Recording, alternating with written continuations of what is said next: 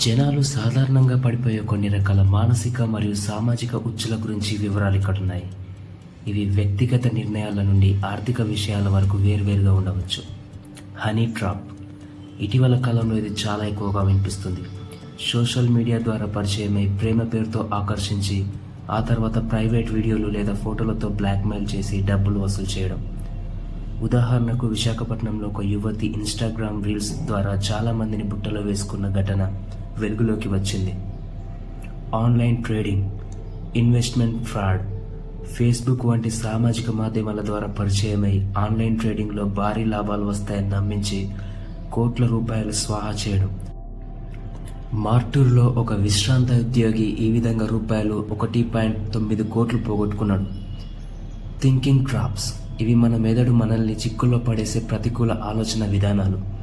గతం గురించి బాధపడటం లేదా భవిష్యత్తు గురించి అతిగా ఆందోళన చెందడం వల్ల ప్రస్తుత జీవితాన్ని సరిగ్గా గడపలేకపోవడం ఇందులో భాగం. మునిగిపోయిన ఖర్చు ఉచ్చు.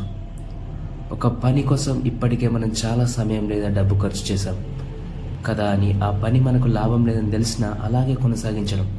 ఉదాహరణకు నచ్చని సినిమా టికెట్ కొన్నాం కదా అని భరించడం, లేదా నష్టాల్లో ఉన్న వ్యాపారంలో మరిన్ని పెట్టుబడులు పెట్టడం. నిర్ణయం తీసుకునేటప్పుడు మనం విన్న మొదటి సమాచారాన్ని ప్రామాణికంగా తీసుకోవడం. మార్కెట్లో బేరమాడేటప్పుడు మొదటిసారి చెప్పిన ధరకే మనం ప్రభావితం అవ్వడం దీనికి ఒక ఉదాహరణ. అప్పుల ఉబి.